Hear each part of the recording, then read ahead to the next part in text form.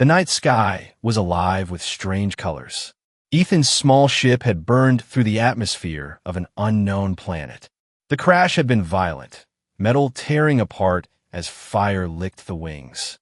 By some miracle, Ethan had survived, stumbling out of the broken wreck, coughing smoke. Around him stretched a forest unlike anything on Earth. The trees were tall as towers, glowing with faint blue light. The air smelled of iron and flowers, heavy and strange. Every step he took sank into soil that pulsed faintly, like it was alive. Fear gripped his chest as he realized he was far from home, far from safety. He searched the wreckage for supplies, his hands shaking. A small pack of food, a broken comm device, a flare gun with only one shot. That was all he had. His heart sank, but survival was the only choice. Then came the sound that froze his blood. A deep vibration in the ground, like the footsteps of something enormous. He turned slowly, eyes wide. From between the glowing trees, two figures emerged. At first he thought they were statues, but then they moved. Two alien giantesses, their bodies towering like mountains. Their skin shimmered with faint silver tones under the moonlight. One had long hair flowing like black rivers, her eyes sharp as blades. The other's hair glowed faint green, her gaze softer but filled with curiosity. Ethan stumbled backward, his hands raised in panic. The giantesses spoke in a language of echoes, their voices deep and melodic. The fierce one's tone was hard, sharp, filled with command. The gentler one replied softly, almost questioning, but their eyes were locked on Ethan, as if he were prey. He turned and ran, his legs pumping through the alien forest. Branches tore at his clothes, roots caught his boots. But behind him came thunderous footsteps, the ground shaking with every step they took. A shadow fell across him, and before he could scream, something wrapped around his body. Glowing vines had sprung from the earth at the command of the giantesses. They coiled around him like living ropes, lifting him from the ground. Ethan cried out, struggling, his body twisting as he tried to break free. But the vines were alive, pulsing, tightening with every move. He dangled in the air, caught like a small insect.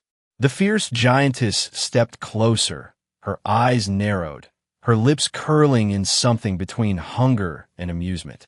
She lifted her massive hand, her finger nearly the size of his chest, and traced the air near him. Ethan shivered, his mind screaming that this was the end. The gentler giantess placed a hand on her sister's arm, stopping her. She shook her head, her eyes studying Ethan with a strange curiosity. The fierce one growled, her voice rolling like thunder, but she did not strike. Instead, she turned her hand and summoned the vines tighter, creating a glowing cage around him. Ethan was lowered into the forest floor, trapped inside a dome of living light. The vines bent and twisted, forming walls that pulsed with energy. He pressed his hands against them, but every touch sent a shock through his skin. He fell back, breathing hard, his heart hammering.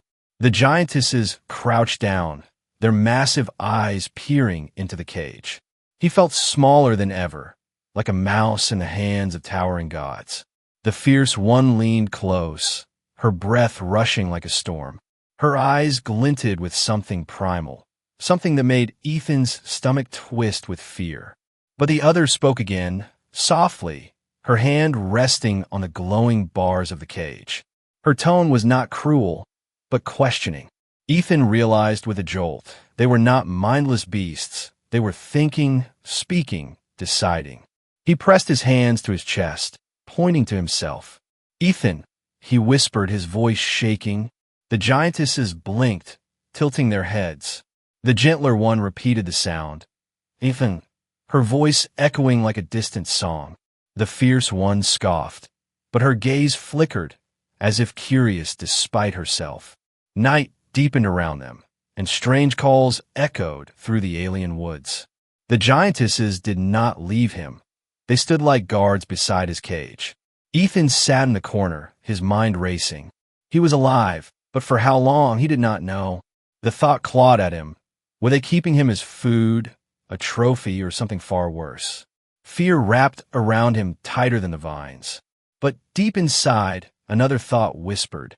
If they wanted him dead, they could have crushed him already. Fate, it seemed, had other plans. The cage of glowing vines pulsed softly in the night. Ethan sat with his back pressed against the strange wall, his breath uneven, his hands trembling. Every time he closed his eyes, he saw the towering shadows of the giantesses above him, their huge eyes watching him as though he were a fragile animal. The fear in his chest did not fade.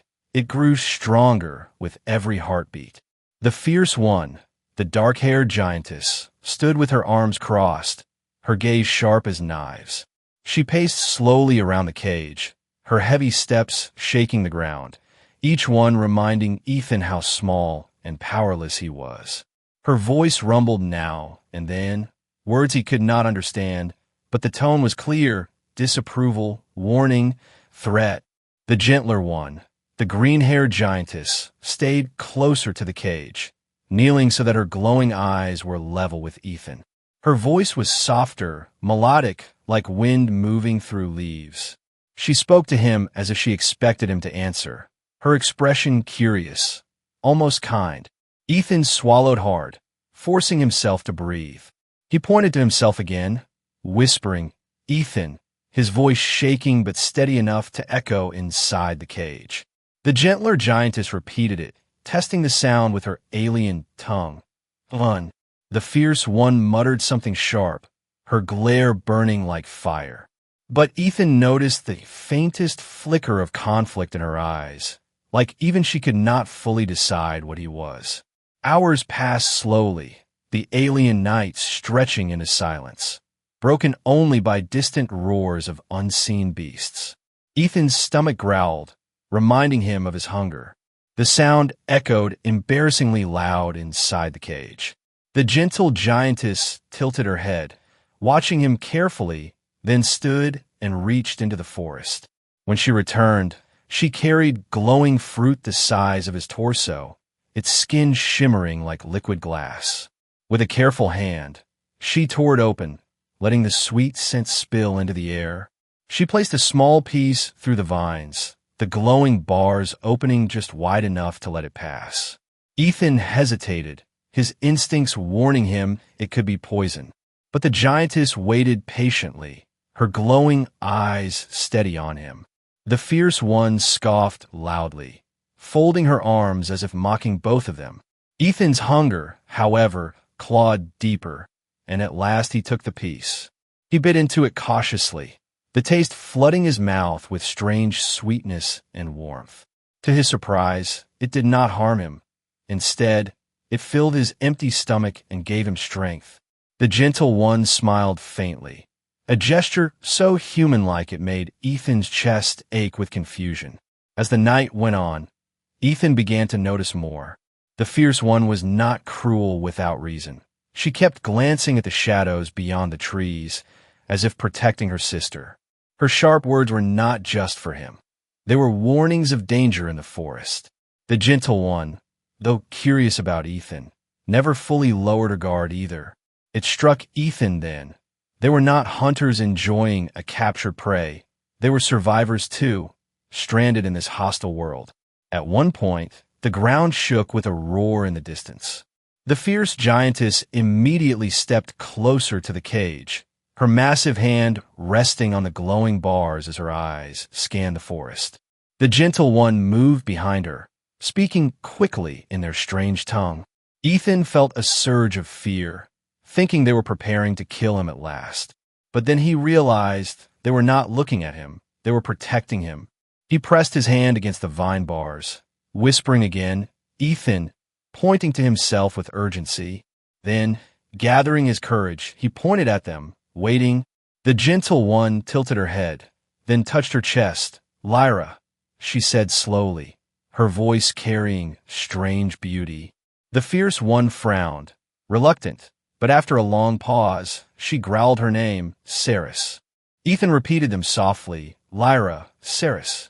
The names felt heavy in the air, like a fragile bridge built between them. For the first time, Ceres did not look at him like prey, but like a puzzle. Her eyes narrowed, not in hatred, but in thought. Lyra, meanwhile, gave a small nod, almost approving.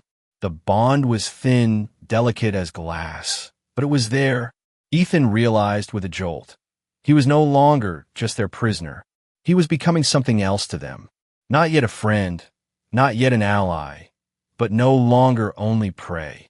As the alien moonlight bathed the cage, Ethan leaned back against the vines, exhausted but strangely hopeful. He did not know what fate had in store, but in the eyes of the two giantesses, he saw something more than death. He saw the beginning of a bond that could change everything. The alien dawn rose slowly, painting the sky with colors Ethan had never seen before. Shades of violet and green shimmered across the horizon, casting strange light through the towering forest. Ethan sat inside the glowing vine cage, his body stiff, his mind restless. All night he had replayed the names in his head. Lyra, the gentle one, Ceres, the fierce one. He whispered them like prayers, hoping the fragile bond he had started to build would save his life. But Ceres was not convinced. At sunrise, she approached the cage with sharp eyes, her long hair swaying like a dark banner. She spoke in her thunderous voice, her words cold and sharp. Ethan did not understand, but her meaning was clear. She wanted proof. To her, he was still prey, a fragile creature unworthy of trust. Lyra placed a hand on Ceres's arm, her voice calm, soothing. She spoke in her melodic tone, perhaps urging patience. But Ceres only shook her head, her gaze hardening on Ethan. Then, with a sweep of her hand, the glowing vines around him loosened and fell away. Ethan stumbled forward, free at last, but not safe. The sisters had released him not out of kindness, but for a test. Ceres pointed toward a small clearing in the forest, her eyes cold. The ground there glowed faintly, a circle marked by vines and broken stones. Ethan's stomach twisted as he realized what it meant. A trial. They wanted to see if he could survive without their mercy. The moment he stepped into the circle, the vines sealed the perimeter, rising high like a living wall. Ethan was trapped again, but this time in a larger space. Lyra crouched nearby, her gaze steady, almost apologetic.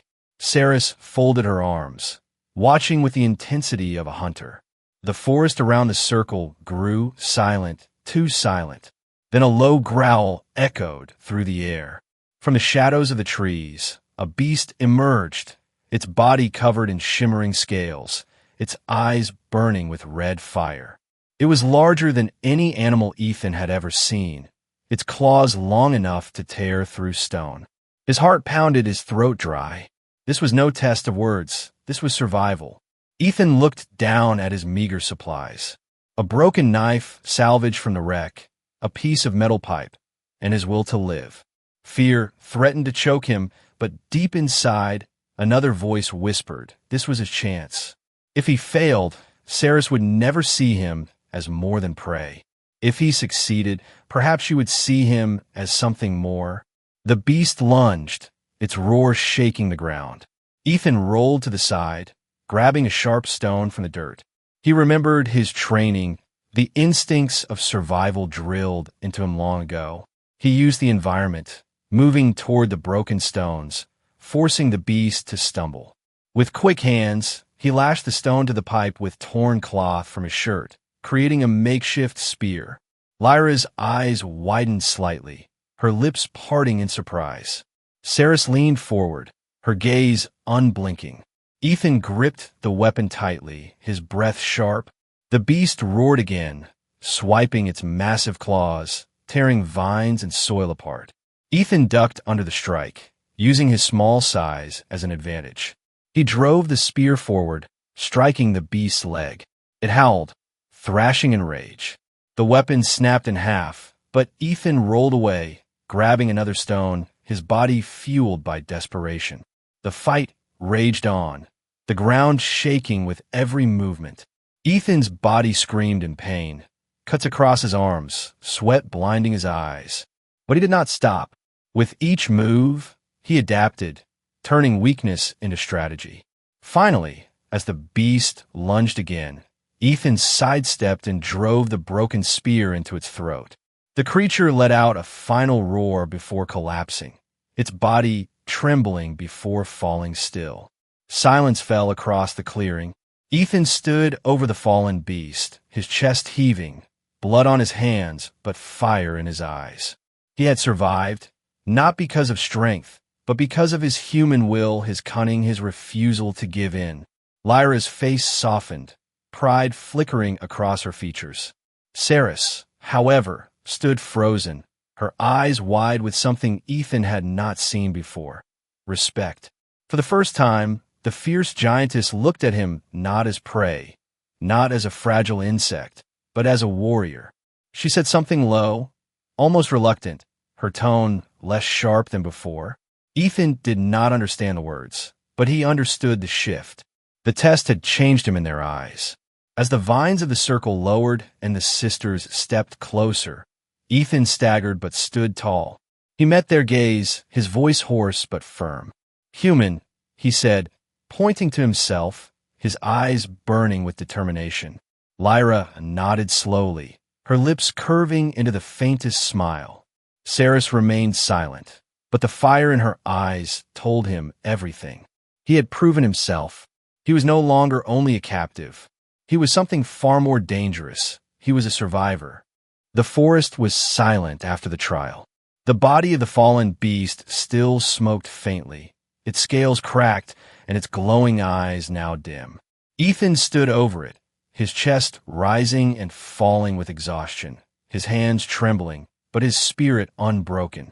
Saris and Lyra watched from the edge of the circle, their giant forms still as statues, their gazes locked on the small human who had just defied death. Saris finally stepped forward, her heavy boots crushing the soil. Her sharp eyes studied Ethan with something new, something that looked strangely close to respect. She muttered a few words in her thunderous voice, her tone no longer filled with mockery, but with reluctant acknowledgement. Lyra, however, leaned closer, her glowing eyes filled with warmth, her melodic voice carrying his name again. "Lun." For a moment, Ethan almost believed he had taken the first steps toward freedom. But fate was not finished with him. The forest shook again, this time more violently than before. The ground cracked, trees bent, and an ear-splitting roar tore through the sky. From the shadows emerged another beast. Larger, more terrifying, its skin armored with jagged plates of stone, its mouth dripping with burning liquid that hissed as it touched the soil. It was no trial, no controlled test. This was something neither Ethan nor the sisters had planned. Saris cursed in her alien tongue, pulling Lyra back with a protective arm. The monster roared, its eyes wild with hunger, charging straight toward them. Ethan froze, fear clutching his chest again, his broken spear still clutched in his bleeding hand. He looked at the giantesses. Surely they could crush the beast with their size and power. But Saris's movements were slower than before, as though even she was cautious of this predator. The sisters stepped back, their hesitation clear. Ethan's mind raced. If the beast reached them, it would not stop. It would tear everything apart. Even the towering giantesses seemed vulnerable before its fiery strength. And for a brief moment, he realized something terrifying. They needed him. Not for strength, not for size, but for the one advantage he carried: human cunning. The beast lunged, fire spilling from its jaws. Lyra cried out, shielding her face with her arm as flames licked the ground. Saris swung her massive arm, striking the creature's side, but the armored plates absorbed the blow, sending her staggering back. Ethan's heart pounded as he looked at the broken stones and the fallen vines from his earlier trial. An idea sparked, dangerous but desperate. He sprinted across the circle, grabbing the flare gun from his belt, the one tool he had saved since the crash. His hands shook, sweat dripping into his eyes. He shouted, his small voice drowned out by the beast's roar, but the sisters saw him. Lyra's eyes widened in horror, as if she knew what he intended. Saris snarled, perhaps yelling at him to stop. But Ethan didn't stop running. He leapt onto a broken boulder, aiming the flare gun at the monster's open mouth. For a split second, time slowed, the beast's molten breath glowing like the sun, its red eyes burning into him. Ethan pulled the trigger. The flare shot out, a streak of blinding fire, vanishing into the monster's throat. The explosion tore through its body from the inside, fire bursting out of its eyes and jaws. The beast let out a scream that shook the sky before collapsing into the earth, flames consuming its armored shell. Silence followed, broken only by the crackle of burning vines. Ethan fell to his knees, his chest heaving, his body barely holding together. He had used his last weapon, his final chance, and somehow he had survived again. But this time, he had done more than survive. He had saved them. Lyra was the first to move, kneeling beside the smoldering corpse, her glowing eyes filled with shock and awe. She turned to Ethan, her voice soft but filled with something new, gratitude. "Ethan," she whispered, as if the name carried more weight now than ever. Saris approached slowly, her sharp gaze locked on the small human. She said nothing for a long time, her shadow towering over him, her expression unreadable. Then, with a slow, deliberate motion, she lowered her head in a nod. It was not warm, not gentle, but it was respect. The fierce giantess had acknowledged him. Ethan's hands shook as he sat back against the broken stone, his breath shallow. He had faced 2 trials in one day, and somehow fate had carried him through both. As the smoke rose into the alien sky, one thought burned in his mind. He was no longer just a prisoner, no longer just a test subject. He had become something more to them. Not prey, not toy, not weakness, but an ally, maybe even a protector. And deep inside, though his body trembled with exhaustion, a spark of hope lit within him. Fate, once again, had other plans. The flames from the fallen beast smoldered through the night. Ash drifted into the air, glowing faintly against the alien sky. Ethan sat on the ground, his chest rising and falling with exhaustion, his mind torn between fear and wonder. He had survived, not once but twice. And now, the eyes of the 2 giantesses no longer looked at him as prey. There was something else, something unspoken. Lyra crouched beside him, her enormous hand hovering close, but not touching. Her eyes glowed softly, her voice melodic as she spoke his name. "Hun." He could not understand her words, but the tone was different now. Gentle, grateful, even protective. Sarah stood behind her, arms crossed, her expression as sharp as ever, but her silence carried a strange weight. She had seen his courage, his cunning, his refusal to surrender. And though her pride resisted, she could no longer deny his worth. For a while, they remained in silence, the forest settling after chaos. Then Lyra lifted her gaze to the sky, speaking in slow, deliberate tones. Ethan followed her eyes and saw shapes faintly glowing among the stars, massive structures drifting in orbit. He frowned, his heart tightening. Were those ships or something else? Lyra pressed her hand to her chest, then motioned outward toward the heavens. Her voice softened, carrying a sadness Ethan could feel even without knowing her language. Saris muttered something sharp, shaking her head, but Lyra continued. She tore a piece of glowing bark from a tree and used her sharp nail to etch symbols into the dirt. Ethan leaned forward, trying to make sense of it. First, she drew towering figures, giantesses, their forms strong and proud. Then she drew a smaller figure, clearly meant to be him, a human. She placed the human symbol beside the giants, but then slashed through it with a sharp motion. Her eyes lowered, her tone filled with sorrow. Ethan's mind raced. What did it mean? Lyra added more, symbols of stars, a great circle, and lines crossing through it. Saris knelt now, her eyes burning as she added her own harsh marks into the soil. Her tone was sharp, filled with anger, as she drew other giant figures, larger, stronger, surrounding 2 smaller ones. Ethan's eyes widened. He understood. Lyra and Ceres were not free. They were exiles, banished from their people, forced to survive on this hostile world. And to their kind, humans were not friends, not equals. They were prey, hunted, maybe even trophies. The truth sank into Ethan's chest like a stone. He was alive not because of mercy, but because fate had tied him to two outcasts.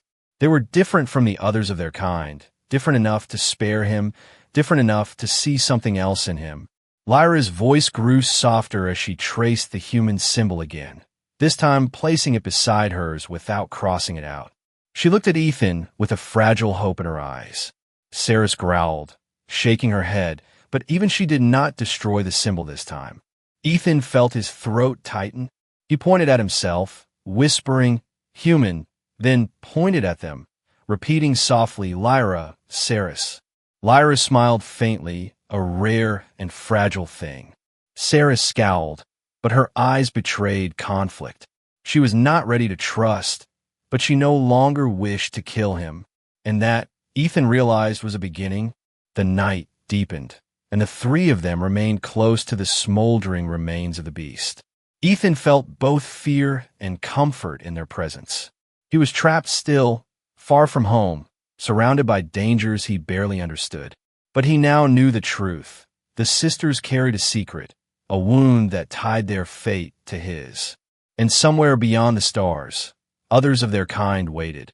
If they ever found him, his bond with Lyra and Ceres might mean nothing. To them, he would be nothing more than prey. But here, on this world, under this strange sky, things were different. Here, Ethan was no longer just a human prisoner. He was a piece of something larger, a part of a bond born from exile, survival, and defiance. And though danger pressed closer with every passing night, he felt something stir inside him. The beginning of trust, the start of something that could either save them all or doom them together. The forest was restless that night. Strange cries echoed in the distance, low and haunting, as if the world itself was warning of dangers yet to come. Ethan sat close to the glowing embers of the fallen beast, his body sore, his mind heavy with the truth he had learned. Lyra and Ceres were not ordinary wanderers. They were outcasts, exiles forced to survive on this wild planet. Their people, far above the skies, saw humans as prey, nothing more. And yet, despite that cruel belief, these two had spared him, even fought beside him. As the silence stretched, Ceres stood tall, her sharp eyes scanning the trees. Her posture was tense, her muscles coiled like a warrior who trusted nothing. Lyra knelt beside Ethan, her glowing hair spilling like light around her face. She reached into her satchel, pulling out a fragment of crystal fruit, and offered it to him with care. Ethan hesitated, then took it, his hunger stronger than his fear. The sweetness spread through his body, filling him with warmth. When his eyes lifted, he found Lyra watching him, her gaze soft but steady. Ceres muttered something sharp, shaking her head, but Lyra answered calmly. Their words clashed like two sides of the same storm. Ethan could not understand the language, but he knew the meaning. Lyra saw him as more than prey. Ceres still fought against that idea. And yet, Ceres' silence after their argument spoke louder than her words. She was beginning to bend, even if she hated it. The next day brought new trials. The sisters moved through the forest with Ethan following in their shadow. They hunted glowing beasts, their movements graceful and deadly, their size making the earth tremble. Ethan watched, learning from them, but also finding ways to help. He gathered small herbs, sharp stones, and pieces of metal from the wreck of his ship. Using his hands, he crafted traps, snares, and small defenses. At first, Ceres scoffed, laughing at his tiny tools. But when one of his snares brought down a swift creature that had evaded even her reach, she paused, her eyes narrowing with new respect. That evening, they built a camp together. Lyra shaped glowing vines into a protective wall, while Ceres cut down massive branches for shelter. Ethan worked beside them, weaving smaller barriers to fill the gaps. For the first time, They were not captor and captive, but companions in survival. The air between them felt different, lighter, though the shadows of mistrust still lingered. Later, as they sat around the fire, Lyra pointed at Ethan and then at the stars, speaking slowly. She repeated a word again and again, her hand pressing to her chest. Ethan listened carefully, then mimicked the sound, awkward but earnest. Lyra's face lit with quiet joy. Saris rolled her eyes, but her lips twitched as if hiding a smirk. Through patience and repetition, they began to trade simple words, fragments of language slowly stitching their worlds together. Days passed, and the bond grew stronger. When wild beasts attacked, Ethan's quick thinking saved them, using fire and clever traps. When hunger struck, the sisters shared food with him, even the best parts of their hunt. When storms raged, they shielded him beneath their massive hands, their warmth protecting him from the cold winds. Each act chipped away at the walls of fear, replacing them with something new. Trust, fragile but real. One night, danger came closer than ever. A pack of shadow creatures swarmed from the trees, their bodies thin but swift, their eyes glowing like embers. Ethan shouted in warning as the beasts leapt at the camp. Lyra struck first, her hand sweeping like a storm, crushing several at once. Saris fought with ferocity, her movements precise and merciless. But it was Ethan's fire, his small torch lit with resin and sparks, that drove the rest away. The creatures hissed, retreating into the forest's darkness, leaving silence behind. When it was over, Lyra looked at Ethan with shining pride, her voice soft as she spoke his name again. Saris, breathing heavily, walked closer, her towering shadow covering him. For a moment, Ethan braced for her scorn, but instead, she lowered her head in a firm nod, her voice rough but steady. It was not affection, not yet, but it was acceptance. For the first time, Saris had acknowledged him not just as a survivor, but as one of them. Ethan felt the weight of that moment settle in his chest. He was no longer just a human trapped by fate. He was part of their circle now, bound by fire, by blood, and by survival. The three of them, human and giantesses, were no longer enemies, no longer strangers. They were allies, perhaps even something deeper. And as the stars above shifted slowly across the sky, Ethan could not help but wonder if this alliance was destiny, or the first step towards something far greater. The alliance between Ethan, Lyra, and Saris had grown strong. Days turned into weeks, and the forest that once felt like a prison now felt like a battlefield they commanded together. They hunted, they fought, they survived. Ethan had gone from prey to partner, from weakness to weapon. And though Saris's eyes still held fire, that fire no longer burned against him. It burned for him, beside him. Lyra, gentle as ever, now spoke his name with warmth, her melodic voice turning on into something close to affection. But fate, as always, waited with its cruel hand. One night, as the stars shimmered above and the fire cracked gently between them, a sound split the silence. Not the cry of a beast, not the groan of the forest, but something far worse. The roar of engines, deep and metallic, echoing across the sky. Ethan's heart froze as he looked up. Through the clouds, enormous shapes descended, their lights cutting across the night like blades. Ships, vast and terrifying, marked with glowing symbols that pulsed like blood. Lyra and Saris stood instantly, their faces pale, their bodies tense. They knew these ships, Ethan realized. They were not strangers, they were their own kind. The exile was over, their people had found them. The ground shook as one of the vessels landed nearby, trees snapping like twigs under its weight. From the ramp spilled figures, giantesses clad in armor, their eyes sharp, their voices cold. They moved with military precision, weapons glowing with deadly light. Ethan felt the air leave his lungs as he realized the truth. These were not rescuers, they were hunters, and to them, He was nothing but prey. The leader, a towering figure with silver hair and burning eyes, spoke with authority. Her voice rolled like thunder, her words striking Lyra and Ceres like whips. Ethan could not understand the language, but he saw Lyra's shoulders sag, her eyes filling with sorrow. Ceres snarled back, her tone sharp, defiant. She stepped in front of Ethan, her body tense like a shield. The leader's gaze shifted toward the human, and a cruel smile touched her lips. To her, he was nothing but proof of weakness, a creature unworthy of protection. Ethan's mind raced. This was the end. He had fought beasts, survived trials, earned trust, but none of it mattered before these armored giants. They would take him, kill him, and punish the sisters for daring to protect him. But Ceres did not step aside. For the first time, the fierce warrior who once despised him stood between him and certain death. Her voice was a roar, filled with rage and pride.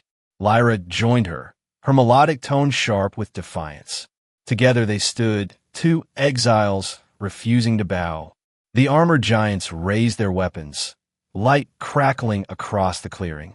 Ethan knew the sisters could not win, not against so many, but his heart blazed with the same fire that had carried him through every trial. He would not be prey, not now, not ever.